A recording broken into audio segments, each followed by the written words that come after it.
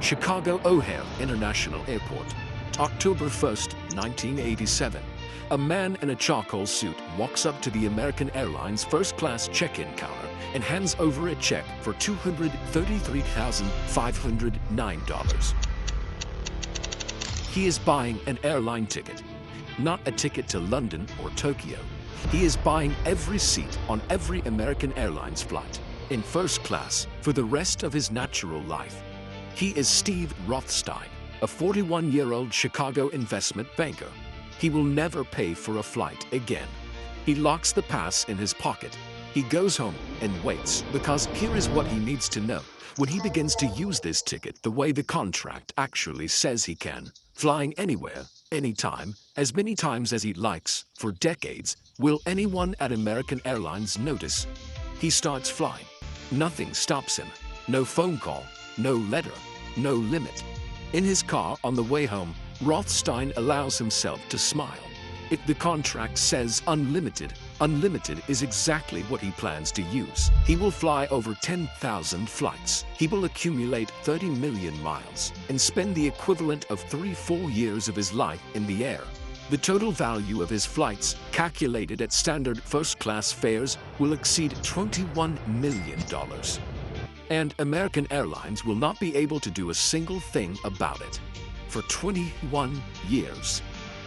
To understand what Steve Rothstein did to American Airlines, go back to 1981 and look at the single decision that made it all possible. Washington, D.C., 1981. The American economy is in crisis. Inflation is soaring. Interest rates are at record highs. American Airlines is hemorrhaging cash. CEO Robert Crandall needs a fast injection of capital without alarming the markets. His team comes up with an idea. They will sell a small number of lifetime, unlimited, first-class travel passes, the AAirpass. The price is set at $250,000, with an optional companion add-on for a further $150,000. The target buyer is a Fortune 500 CEO, or a major law firm partner who flies 30 times a year and would rather pay once and never think about it again. Their assumption, never written down, modeled, or stress-tested, is that busy people get tired, that even someone who loves flying will eventually go home, that the economics will work themselves out because human beings have other things to do with their lives. They price the pass. They write the contract. The lawyers approve it. Nobody in the room asks the question that should have been asked first. What happens if the buyer does not get tired? In 1981, American Airlines executives and lawyers designed a contract promising unlimited first-class flights for life, but neglected to define what unlimited actually meant. They created the most expensive oversight in commercial aviation history. 6 years later, a Chicago investment banker reads that contract more carefully than anyone at American Airlines ever did. Chicago, 1987. Steve Rothstein is an investment banker. His professional life is the clinical evaluation of contracts, risk assessments, and long-term return on capital. He reads documents the way a surgeon reads an X-ray, slowly, methodically, looking for the thing everyone else missed.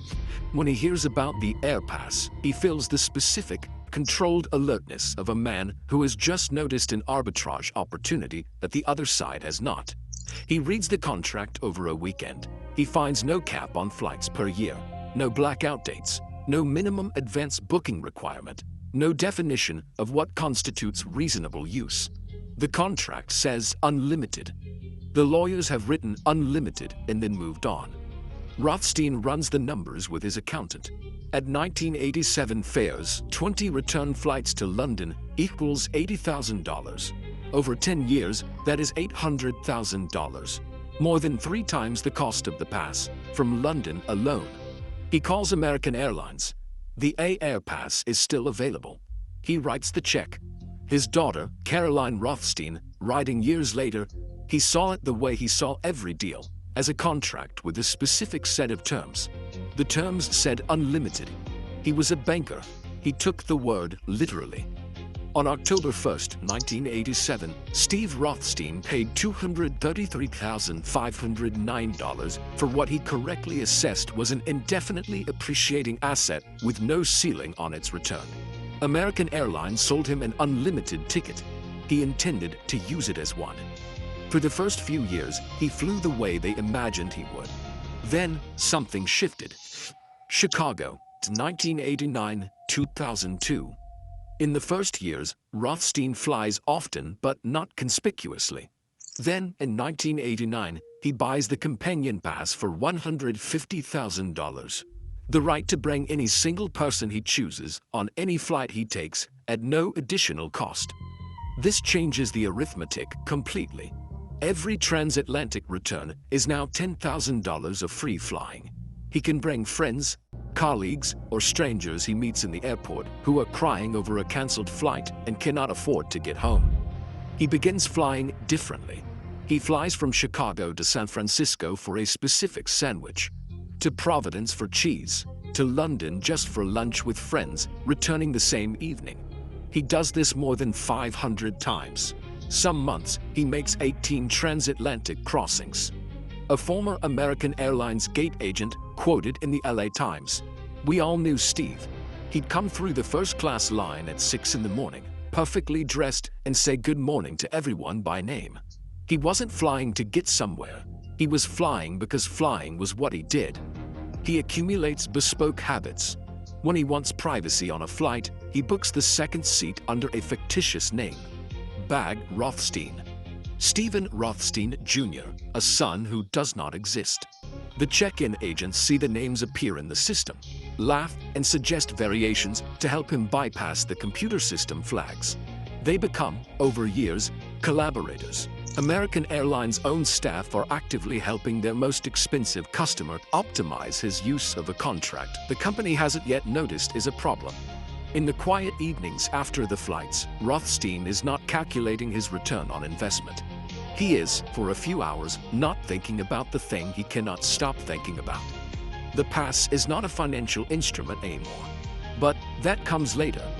In 2002, something happens that changes every number in the equation. Chicago, 2002.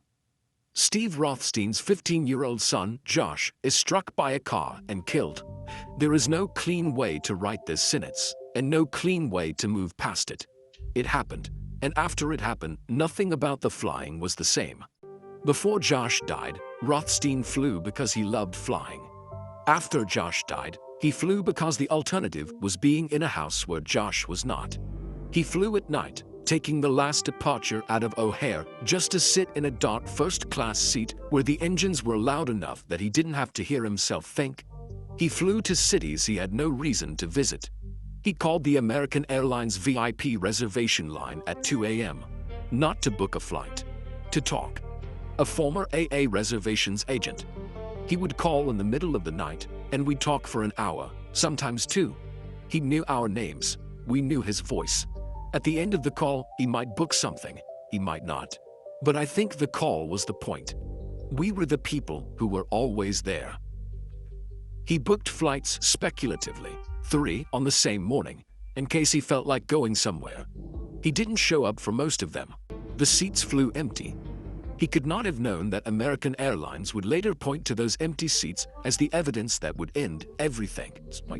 Between 2002 and 2008, Steve Rothstein was grieving.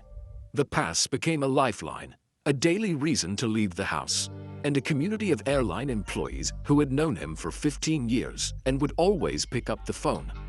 He did not know that American Airlines, in those same years, had begun to notice the numbers.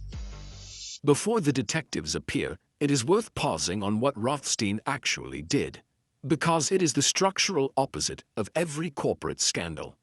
The classic scandal is an individual secretly breaking the rules, forging documents, hacking systems, bribing auditors, hiding the truth. Rothstein did none of these things. He did not hide anything. He flew under his own name, booked through official channels, checked in at the official counter, and sat in the official cabin. Every single flight appeared in American Airlines' own reservation system, visible to any analyst who cared to look. He did not break the rules. He followed them more literally and consistently than anyone had imagined possible. Think of Walter White in Breaking Bad.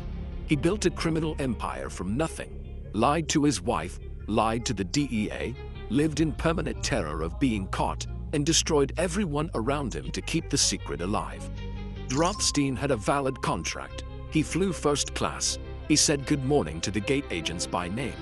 The only thing he did wrong, by any standard, is that he read the fine print and the corporation did not.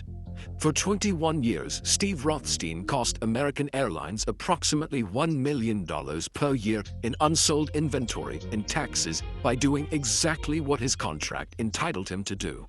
The corporation had no legal mechanism to stop him, so they went looking for one. In 2007, American Airlines found their accountants, and their accountants found Steve Rothstein. Dallas, Texas, 2007. American Airlines is hemorrhaging money ahead of what will become the worst financial collapse since the Great Depression. Every line item in the budget is under the microscope. Someone pulls up the AAirpass accounts.